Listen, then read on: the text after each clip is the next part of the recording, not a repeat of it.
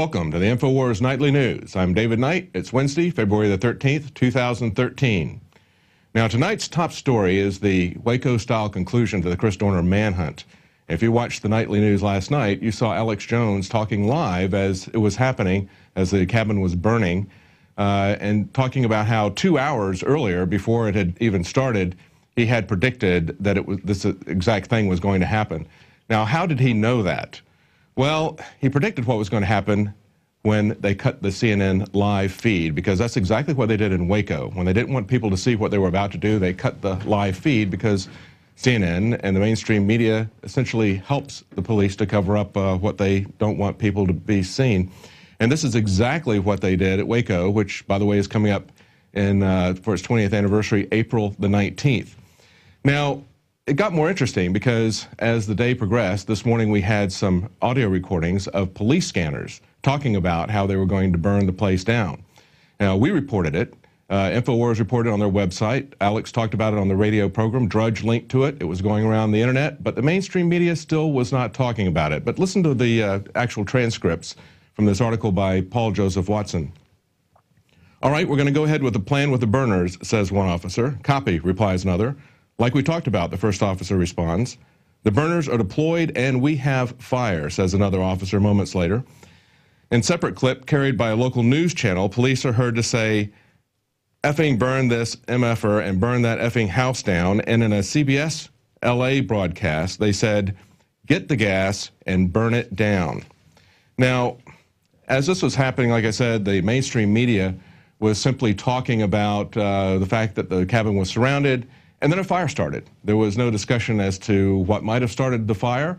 There certainly wasn't any fingers pointed at the police for perhaps doing it deliberately.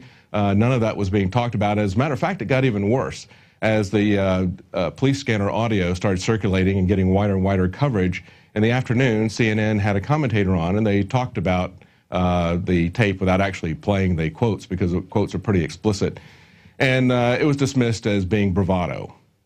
Well, it wasn't, actually. A lot of things have changed since Waco as far as the media is concerned. We now have an alternative media that helps to get the truth out. When Waco happened, the internet was in its infancy, and radio was in its infancy. Now those things, we have a pretty large network, pretty large footprint, and we can kind of go head-to-head with the mainstream media. But take a look at really what we've learned from this Chris Dorner manhunt. There's a couple of things to me that stand out. Number one is due process is essentially dead if the police don't want to bother with it. That's what we saw with this manhunt, basically with no apologies, no explanation, and probably with no investigation. If they want to, they can just act as judge, jury, and executioner. The other thing is we have an armed, militarized police that feel like they are allowed to threaten and even shoot the public if they feel threatened themselves. This is probably the most alarming thing to come out of this story, was how the police were shooting up vehicles that didn't even match the description of the suspect's vehicles, shot people who in no way, shape, or form looked like the suspect, women who were delivering papers, that sort of thing. Again, no apologies, no outrage at this kind of behavior, just matter-of-factly it happened. And then we also see how the mainstream media has been complicit in all this, not only in covering up the initial setting of the fires, but then basically remaining silent about it as the story spread, and then even trying to kind of explain it away. And they're now spinning any criticism of the police actions and, in terms of burning down this cabin, they're now spinning that as support for Chris Dorner. And let me make this perfectly clear. I don't support, and no one here does, support the actions of Chris Dorner. His actions were inexcusable and reprehensible, but that in no way justifies a kind of vigilantism that we've seen from the LA Police Department. As a matter of fact, police departments all the way across California, they have to take a higher road. They have to stay within the law. They have to be above reproach in the way that they handle things, and they have acted recklessly and carelessly as they were in fear for their lives. Now, to get an idea as to how far the media will take this kind of action, let's take a look at an article from Melissa Melton. She asked, how many wallets with ID cards in them did Dorner own? his wallet has kind of taken on a traveling gnome status. Initially, The Guardian said that they had found his wallet inside the burned cabin. In the headlines, they said, in the body of the story, they said his wallet was found beside charred human remains. Now, the question is, if it was so intense in the cabin to burn it completely down and to char the human remains, how would they find his wallet intact? And why would it be beside his remains? Why would it be out of his wallet, out of his pants?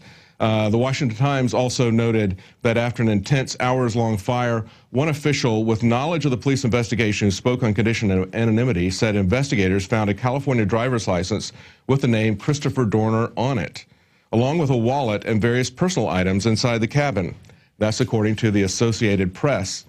Now, back on February 11th, 2 days earlier, the LA Times reported that after authorities interviewed a boat captain down near the U.S.-Mexican border on Thursday, they found his wallet and ID cards at a port of entry near the U.S.-Mexico border. Fox News also reported the same thing, that his wallet had been found near the border along with other ID papers.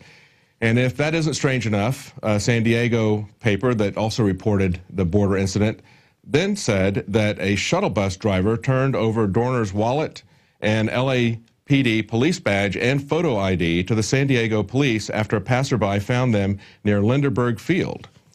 So, I mean, it's amazing that no matter how preposterous the stories are, the mainstream media never fact checks anything. They don't look at the contradictions inherent in finding his wallet in 3 different places.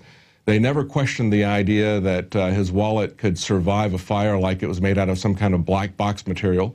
They never questioned any of this. They just dutifully report whatever they're told, like a press release from the police. Now, in some different kind of incompetence we've got here, the TSA breaks a world-renowned cellist's $20,000 bow. The fellow said, my bow must have been moved out of its cover. The artist is Alban Gerhardt, a German musician. He said in an interview, instead of putting it back in, they just slammed the case shut and broke the bow that way over the bridge. Now, this is a rare bow that was made by 19th century German bow maker Heinrich Knopf, and it was possibly damaged beyond repair. Had an estimated value of $20,000. The TSA's response was, it's truly a shame about Mr. Gerhardt's bow. Well, actually, it is a shame that we have a TSA that feels that they can do that and are just as unaccountable to those types of actions as the LA police feel that they are. Now, if you saw the State of the Union address last night, you saw Obama call for indoctrinating children at an earlier age. That's essentially what he was calling for when he said he wanted to allow everyone to have access to government-provided and subsidized preschool from the age of 3 up. During his State of the Union address last night, Obama called for universal preschool education to ensure that all 4-year-olds have access to quality preschool, according to ABC News. Now, Michael Tennant wrote, the objective is clearly to get as many children into the clutches of the state educational system as early as possible. Even though the government admits that Head Start is a dismal failure with only a few exceptions, teacher and classroom characteristics did not differ significantly between children in the Head Start group and those in the control group. And this is in a study in 2010. And I would finish with a quote from the article here. Karen DeCoster says, the confinement of children on the part of authoritarian figures who demand mandatory attendance illustrates how the federal public school system has become a security garrison with satellite detainment facilities. Moreover, yanking children from their parents and assimilating them into dumbed-down, draconian learning pools based on age, collectivizing their learning experience in a quasi-prison environment has not worked, and it will never be ideal for the vast majority of the children. Well, that has always, though, been the purpose of government schools. And we have an interview later on in this news report with someone who talks about what's happening here in the state of Texas with some new curriculum experiments. It has always been the purpose of government to get children as early as possible to separate them from their families and from their families' values. We saw it happen with Indians and the reservation system. They took them away from their parents and sent them away to be schooled in Western schools across the country. We've seen it in the writings of the people who founded the educational system in America, John Dewey and horseman, and we've also seen it as early as Plato's Republic, and we'll talk about all that in our interview coming up. Well, our quote for the night is from James Madison, one of the founders of our country, and he recognized, as most of the other founders did, the importance of history and the human nature. And he says, the means of defense against foreign danger historically have become the instruments of tyranny at home. And we're seeing that happen in our time because we have been had a kind of amnesia about what has happened in the past, as well as a real sheepish-like ignorance of human nature. So now what we're seeing is the same types of tactics and militarization and population control that we have used in other countries in wars where we have invaded other countries. We're now seeing that brought home. Well, we'll be right back after the break. We've got an interview, like I said, with Ginger Russell, and she's going to tell us what's happening in Texas, but it has implications for people across the country.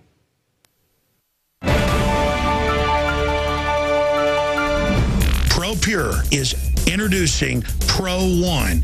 All of your filtration in one system, portable, on the go. This is the Pro One by ProPure. You wanted it, you got it. No more do you have 2 or 3 filters to just reduce sodium fluoride. You have a system that cuts out the sodium fluoride and up to 95% of hydrofluorosilicic acid. Advanced manufacturing technology combines silver-impregnated white ceramic with new Aquamedics advanced media for removal of fluoride and other heavy metals, all in one filter element. It cuts out the acid derivative of fluoride. It is the only one that does it, and out of the gates, we have it discounted at 10% off with promo code WATER. This is the only system that in one unit helps reduce or remove pesticides, herbicides, chloramines, ammonia, and chlorine, hydrofluorosilicic acid, the most common form of fluoride not covered by other fluoride filter brands, and sodium hexafluorosilicate. This is a revolution against the tyrants. They love putting the toxic acid base of fluoride into your water. They love the fact that it's an adjuvant supercharging the trace Prozac in the water and the hormones and the other chemicals. By cutting out fluoride, you cut out the turbocharger in all the poison being artificially introduced into your body. This is what I use. It's a win-win. You get a high-quality product at the lowest price. You support the InfoWar. Get your ProPure with the new Pro One filter today at InfoWarsStore.com or by calling 888-253-3139.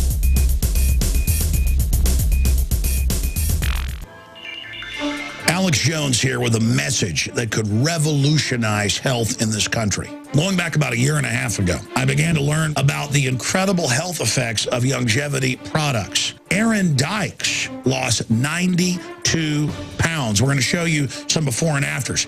Aaron, break down what happened, your story. I've worked really hard with diet and exercise to try to lose weight, but I just didn't get the results. It just didn't happen. Then I saw what you were doing with InfoWarsTeam.com.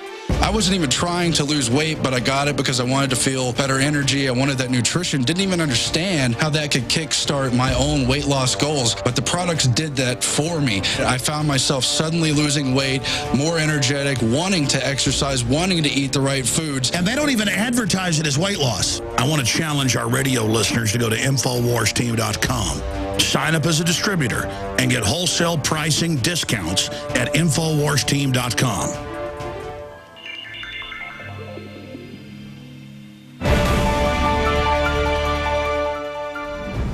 Well, many parents are concerned that Johnny can't read. But as Charlotte Iserby pointed out in the deliberate dumbing down of America that we sell at InfoWarsStore.com, that's never really been the purpose of the government schools. The real purpose of government schools has been social engineering. Now, we have something here in Texas called C-Scope, and we've got someone who knows all about it, has been following this and exposing it. Her name is Ginger Russell. And although this is essentially a state story, I think this is something that's going to have implications nationwide. Ginger, welcome. Hi, thank you for having me. Thanks for coming. Tell us a little bit about this. Now, this is in about 80% of the schools in Texas. Tell us what you find troubling about C-Scope. Well, roughly between 70 and 80%. What initiated me of the controversy was my mother's a science author. She's written over 50-plus books, and she retired, and she was trying to tutor some children in a local school district in Marlin Independent School District in Texas. And they had no textbooks, and when she requested some lessons, they knew her from her reputation. They gave her one lesson, and she found so many errors with it that she requested additional lessons to look at, and they refused. All the way up through the superintendent, they wouldn't give her any lessons to help the kids. And remember, they had no textbook. And she requested at the Education Service Center in Waco, which is Region 12, they would not give her textbook. Would not give her any lessons. And they know her. She's done workshops for them. And that sort of raised the curiosity. This was back November, over a year ago, and we've been researching it ever since. Now, that's kind of interesting because Texas is one of the largest markets of school textbooks, second only to California. And they have a lot of influence on the kind of textbooks that are sold nationally, those two markets, California and Texas. So it's kind of strange that they wouldn't have any textbooks. Why would they get rid of the textbooks? Well, that's a good question. Initially, a lot of the smaller districts elected, because this isn't a cheap product. You lease it at the minimum $7 per kid per year. And a lot of school districts, especially the smaller ones who don't have the funds, would elect to just use it and no textbooks. And it was pushed for that. They pushed that originally. Now C-Scope, basically the directors, they will not take responsibility for anything. They totally will say it's up to the local school district whether they purchase any material or not to go along with the C-Scope. The online curriculum is what it is. Mm-hmm. Now, there were some other issues too, weren't there, when it first came out? Didn't they have non-disclosure agreements from teachers and that sort of thing, and that got people kind of concerned about the secrecy involved in it? Or exactly. Well, when they would not release the lessons to my mother, and I started tweeting and Facebooking about it. Parents were contacting me and saying they could not get the lessons for their children. We have one dentist out of Beaumont, David Stovall, and they would not let him get the lesson content. So he took his kids out of public school. And just due to the secrecy and the lack of transparency, and also making the teachers sign a non-disclosure statement that they wouldn't release the contents and that they would not say anything negative about C-Scope. It was almost like the days of Hitler. They just control the teachers. And it's a control the teachers, eliminate the parents, and indoctrinate the students. That's what C-Scope is all about. Right. Yeah, that raises a lot of red flags, but they don't want anybody to see it. But now we have seen some of these lessons. Tell us some of the things that you have seen in it that parents would probably object to. Well, my initial finding was last year. It was a PowerPoint presentation on Islam, and it gave the 5 pillars. It gave verses of the Quran. I printed it off, and once the directors of the Education Service Centers, it's Texas Education Service Centers Curriculum Collaborative, TESCCC. They own C-Scope, and it's the directors of all the 20 Education Service Centers in Texas. Once they realized who my mom was, they drove up to Marlin from Austin to meet her, and I attended that meeting. And I presented the PowerPoint presentation to Wade Labai, who is the C-Scope director for the state, and he said, that's not in there. I said, well, yes, it is. And 2 days later, he pulled it off. And that's sort of the way it's been going. That was my initial finding. The lesson that went along with that PowerPoint actually instructs the students, and I still have a copy of it, to hand out the verses of the Quran to the students and to go over it. I have found lessons on the Boston Tea Party being a terrorist act. Yeah, let's talk about that one a little bit, because I saw that on your website. Okay. And that's kind of interesting. Tell us a little bit about that. Well, it was a lesson last year also that they've since pulled off. The lesson was on terrorism, and they gave a scenario. You read a story to the kids, and then the children would try to decide, or the students would try to decide when or where was this activity, and it was in reference to our Boston Tea Party. Yeah, I have an excerpt from that here, and basically it's set up as a news report. This is from your site, actually. It says a local militia believed to be a terrorist organization attacked property of private citizens today at the port. Then it goes on further down to say the terrorists dressed as natives. So first they were believed to be terrorists, then they identified them and called them terrorists. So they were dressed as natives, apparently intoxicated, were able to escape into the night with the help of local citizens and so forth and so on. So yeah, that's kind of interesting. They tell them to, and one of the things that I find interesting about this is that they're not really giving them any context or any education for this. Instead, they're throwing this out there in the current context. And you know, for us, one of the things that C-Scope defended it, saying, well, you have to look at this in context. Well, to me, the proper context for this is the war on terror and things that we've seen, like the MIAC report that identify people who talk about the Constitution, people who are libertarians, conservatives, identifies them as terrorists. So when you've got government putting out reports identifying, people like the people that were the Boston Tea Party as terrorists, and then they have these kind of lessons in the school, to me, that's the greater context. That's exactly right. Like Senator Taylor said in the Education Committee a couple of weeks ago, that this was an act of protest. This was not a terrorist attack. Mm-hmm. Exactly. And, they don't teach in C-Scope. C-Scope has no absolute truth. They will put something out there and the children discuss everything. It's a discussion. What do y'all think about this? What do y'all think about this? Should the Second Amendment be a collective right, or is it an individual right? There's no teaching. It's just right. Well, getting back to context again, how are children supposed to make these kinds of decisions when they don't have any factual information or any context in which to put that? But it's even worse than that, because like you said, there's this kind of moral relativism. It's a postmodernism. Basically, they're trying to separate the children from the notion that there is any absolute truth, and they're trying to separate the children from facts. And then that just makes the children, as they grow older, makes them malleable. When I'm looking at this report, the last thing at the bottom of this Paul Revere thing, the final activity is to create a class definition for terrorists. So it's totally subjective. There's nothing objective here at all. It reminds me, are you familiar with the Agenda 21 and the Delphi technique that they use in these sustainable development meetings? Very. C-Scope is Agenda 21 from K through 12. Yeah, exactly. And just like they go into these sustainable meetings and they invite the public into these sustainable meetings and say, we're going to discuss, what we as a community could do to make things sustainable or whatever. But they've already got their answers that they want. And they sit there with this phony discussion, manipulating the discussion so that once it's finished, everybody feels like they came up with the definition, and they didn't come up with a definition at all. It was something that was already pre-decided, pre-arranged, and everybody was manipulated into it. Something called the Delphi technique that was created by the RAND Corporation.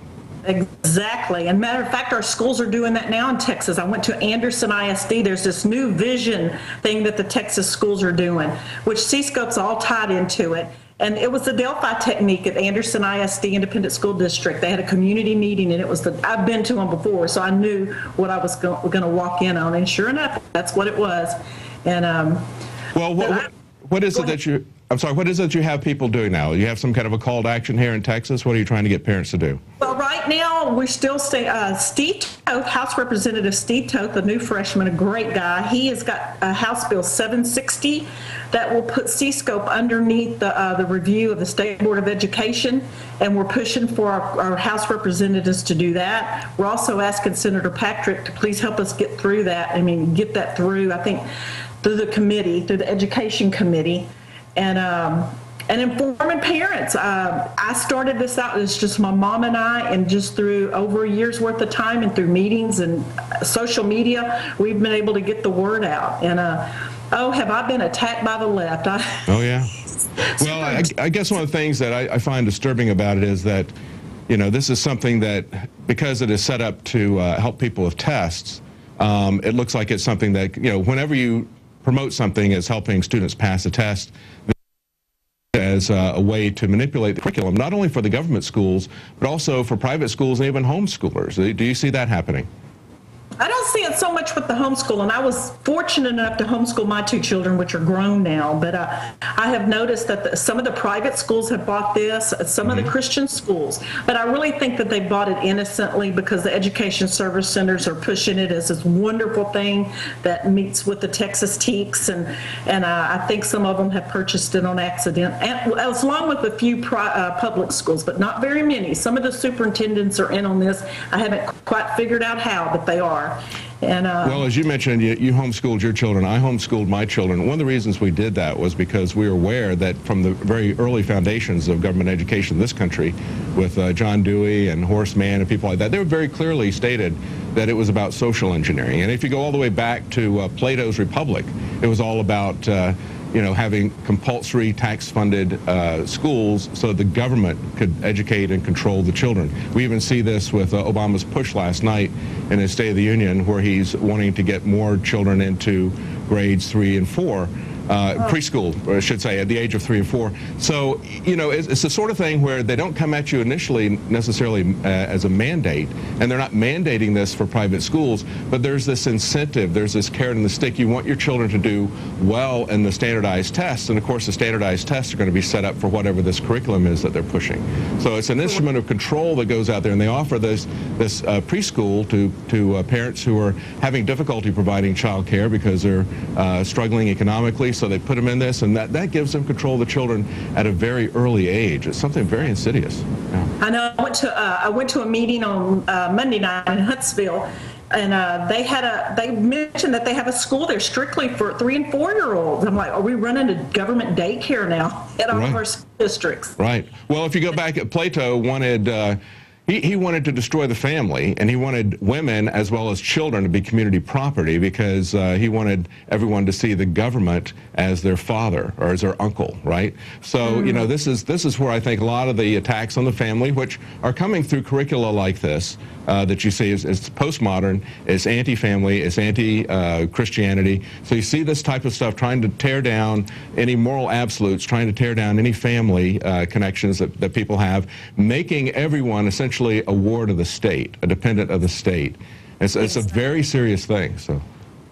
Exactly, and I'm just hoping that more people become in, because the newspapers, our newspapers, local newspapers, they will not carry it. Very few media outlets that we have will pick up the story and run with it. I have tried so hard. Even pastors, I can't get the pastors involved. It's just very disturbing to me that people are not waking up, and you can't. You've tried to find a means to let people know, and it's very hard. But thank you for doing that. And well, you have a website. It's C-Scope Review.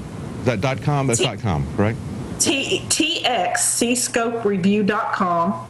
And what is your other website? You have two. RedHotConservative.com. Good.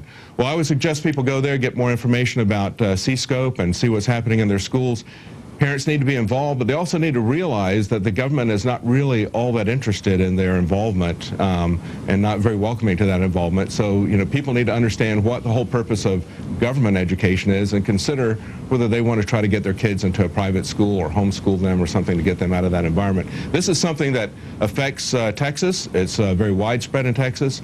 And because Texas is one of these bellwether states as far as curriculum goes, this is something that could affect people nationwide.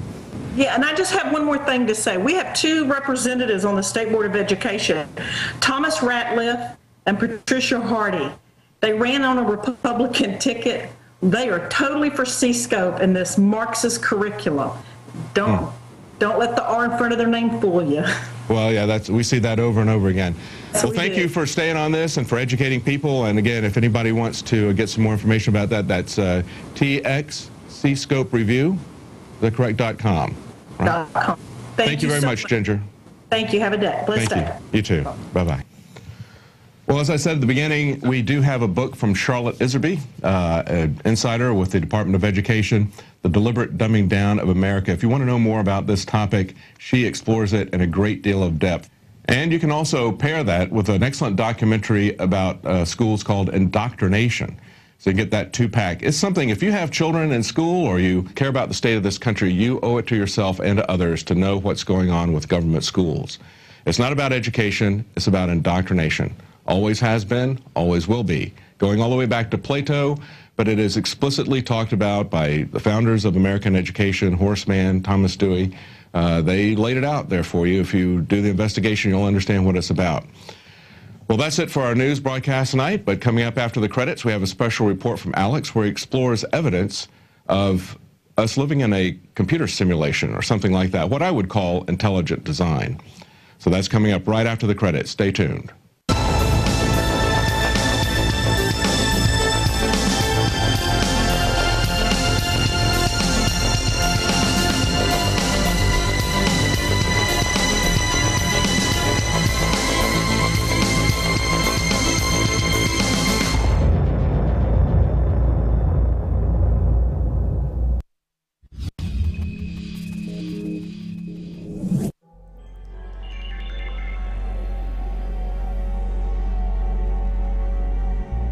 The mysteries of the universe, the age-old questions. Where did humankind come from? What is our ultimate destiny? The answers to these fundamental questions are hiding in plain view. We came from the universe. We came from all that is creation. We are part of the universe. We come out of this creation. The answer to the question of our existence is wonderment. The planet Earth is home to our species, orbiting a standard sun, 2/3 of the way out on the spiral arm of the Milky Way galaxy. Here you see a super galaxy, a cluster of galaxies. Each one of these a galaxy on its own. Hundreds of billions photographed by Hubble.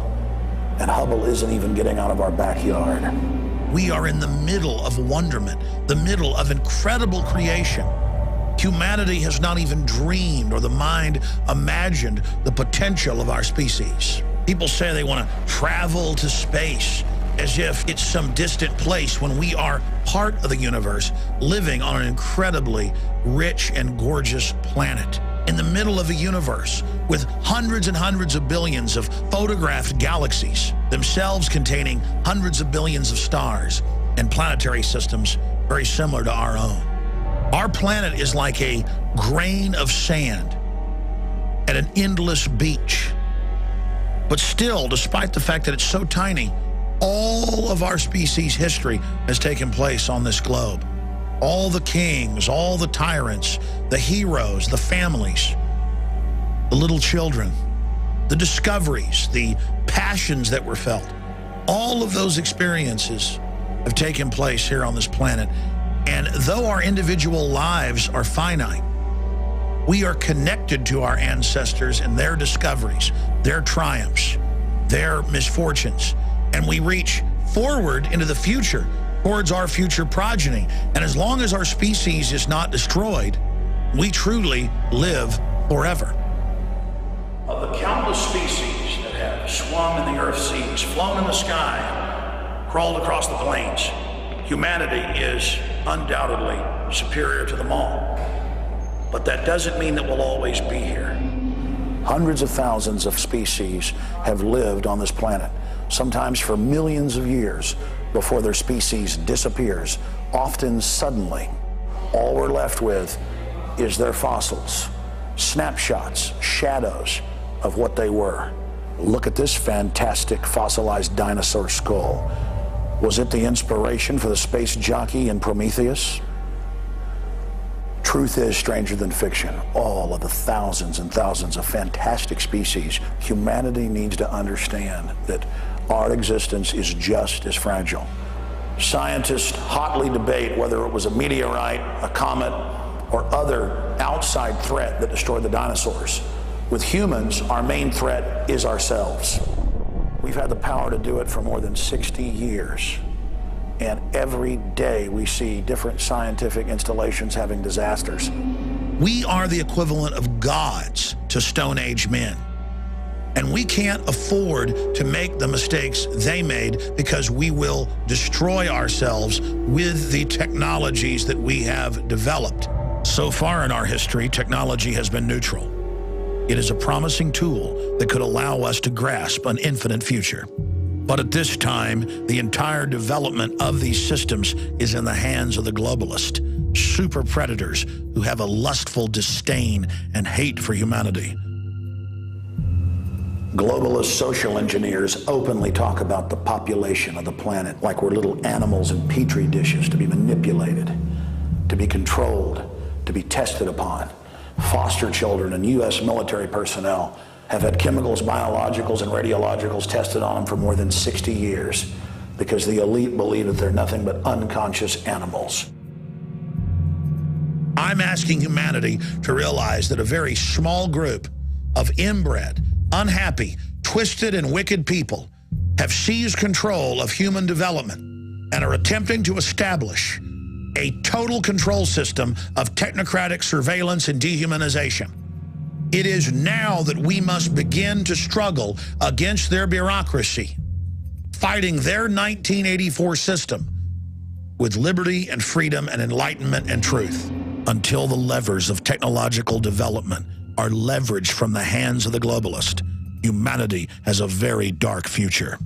The real threats facing humanity are not the fake environmental threats that Al Gore and the UN bring you. They are unchecked cross-species genetic engineering. Tens of thousands of biotech companies, universities, and governments randomly splicing viruses, bacteria from plants and animals, and then injecting them into other animals. This is already giving rise to mutated viruses and bacteria and an irrevocable vandalization of the genetic code of the planet. High-tech chemical and, most importantly, biological weapons development. Unchecked nanotech, the artificial creation of black holes, antimatter weapons that the Air Force admits they've developed, and new viral vaccines coming out that re-engineer the brain by attacking certain ganglion systems so that you can no longer feel emotions. We've seen one of the biggest mutual funds, Fidelity Investments, come out and talk about synthetic biology. Within 50 years, we may have invented more organisms in the lab than we've identified in nature. It's synthetic biology, and it could be the defining technology of the 21st century. And how within just a few years, they're going to overwrite every major life form on this planet without asking you. That's 1 trillion times what Monsanto does, planting their crops next to yours. Their crops then infect your crops, and they come and charge you with copyright infringement when they polluted your property. All of this is being rolled out now. We are under a massive and sustained offensive by the technocratic psychopath guild known as the New World Order to fully dominate and wipe out most of humanity so they can control the next phase of our development. The United Nations, Ray Kurzweil, all of these different transhumanists openly say that they're not giving anybody a choice, that they're going ahead in this attempt to evolve humans and merge us with machines. We intend to create a new vector for civilization, aimed at constant human development and evolution. The brain is transplanted into an avatar being. Man receives new, expanded life. The era of neo-humanity. And they believe that they know what the outcome is going to be without even having a public discussion. They believe that they govern the future evolution, as they call it, of our species. That's why we're doing this news report, in the hope that people will look up from the dirt and the television programs and sitcoms and football games that don't matter, that are put there to distract you from the real world, the whole universe going on around you, so that we can have a real debate as a species about our future. And see that there is an entire universe around you of ideas, and that we can chart our future. We can chart our future. Can chart our future. I'm asking for you. If we don't respect our species, if we forget our ancestors and the lessons they taught us, and if we don't learn from the struggles they went through, we're not going to survive as a species.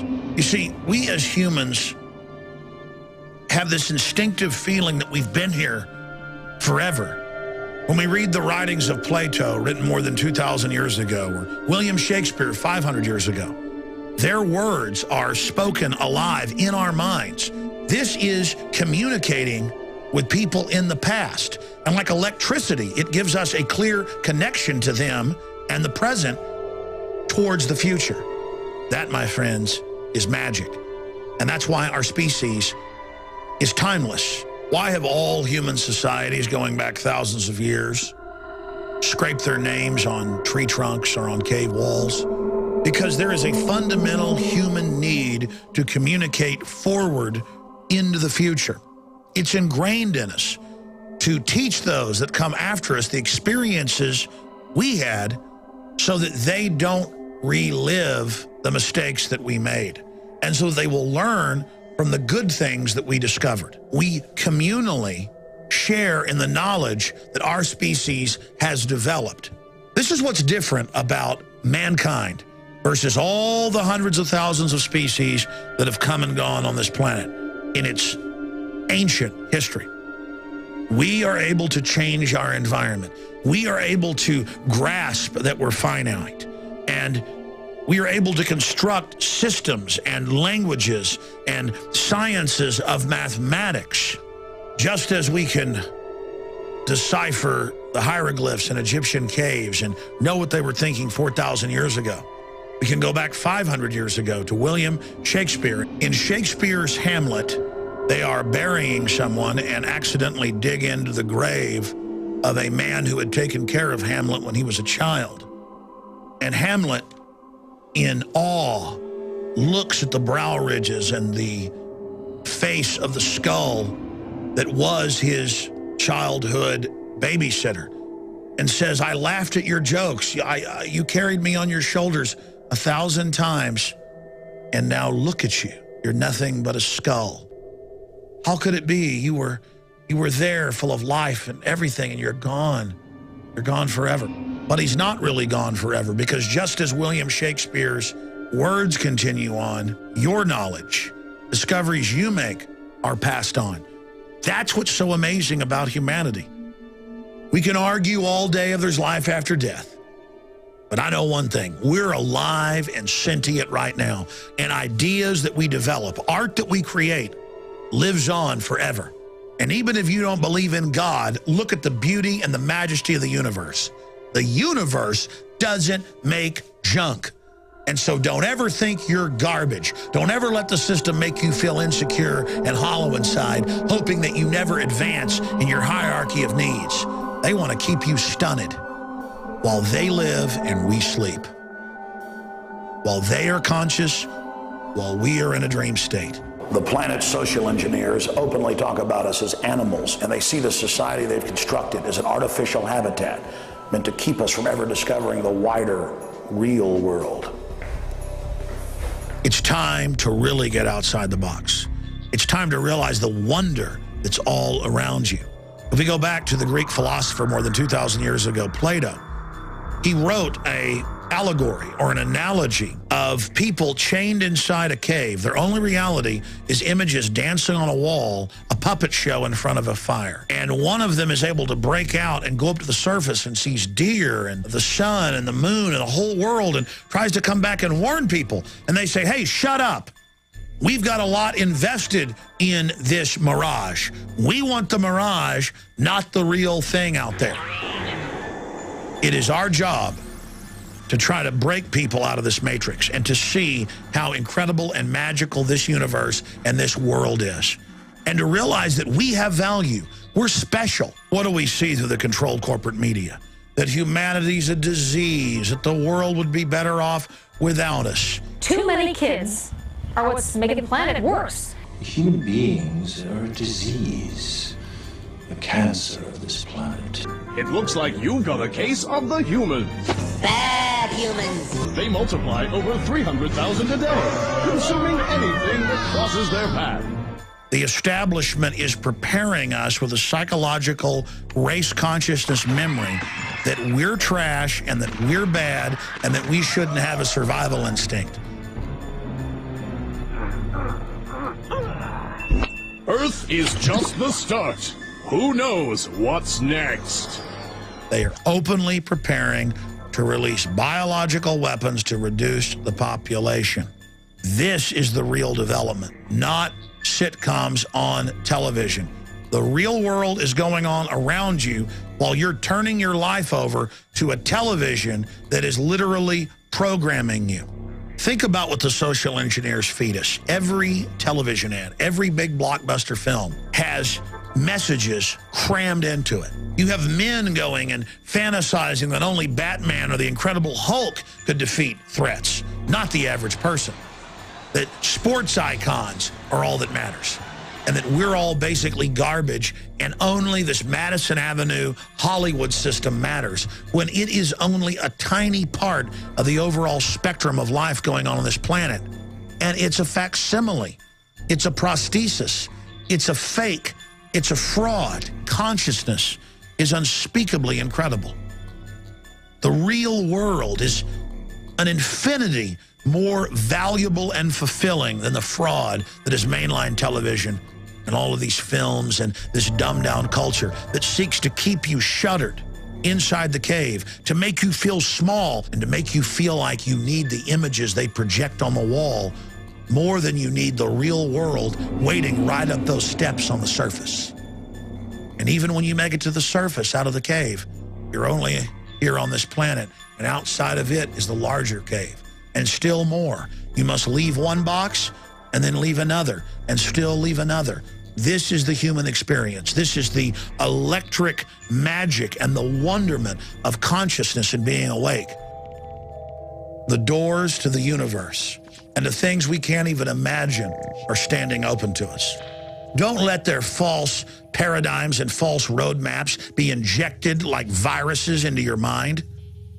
The dreams of your ancestors, the dreams of the universe, the dreams of everything wholesome and good flows like living water out of the space-time continuum. Beauty is all around us. The wind in the trees in the summer, the sunrise, moonset, the ocean, seagulls. When you were a child spraying a water hose up into the sky and looking at the droplets like they were jewels in the air.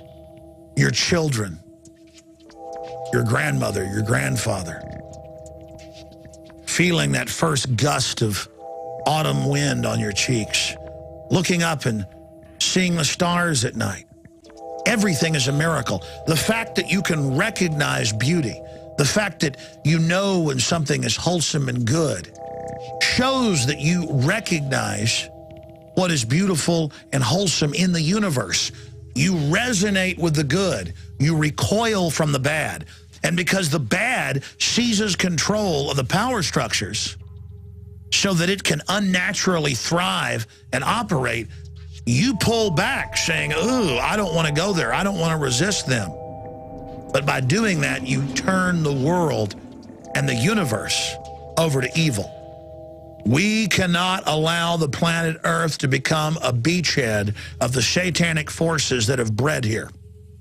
For every action, there's an equal and opposite reaction.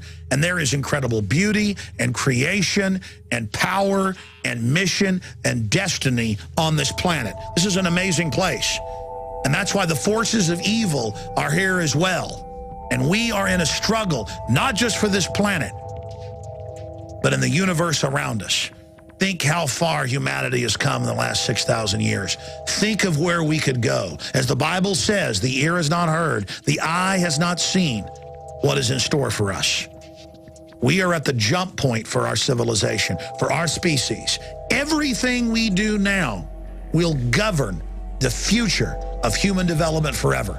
Humanity is only in an embryonic phase now. If we're able to continue our development, we are made in the image of the creator of the universe. We are creators. We are powerful. But now we've got to face the predators of our own species and the computers we've created in the final battle to decide if humanity will move to the next level, a Type 1 civilization. And what is a Type 1 civilization? A Type 1 civilization can survive even if its home world is destroyed. That should be the prime goal of Homo sapiens sapien. What do you think your ancestors, if they could look into our dimension and our time today, would want? They would want us to survive and thrive and move into the future. That's all past generations wanted, was for their children and progeny and their clan to live. That's the basic human imperative. And to do that, you've got to develop technologies, you've got to be passionate, you've got to be truthful, you've got to build, you've got to be strong. That is the launch pad for the next level of human development. So that's the question. Will we become extinct like so many other species? We can go to space, we can create computers, we can theorize quantum mechanics. Picasso, Beethoven, can we take control of our destiny? Can we have a species-wide debate about our system? Or is death of humankind all that's waiting in our future? That decision, to a great extent, depends on you. So the ball is in your court.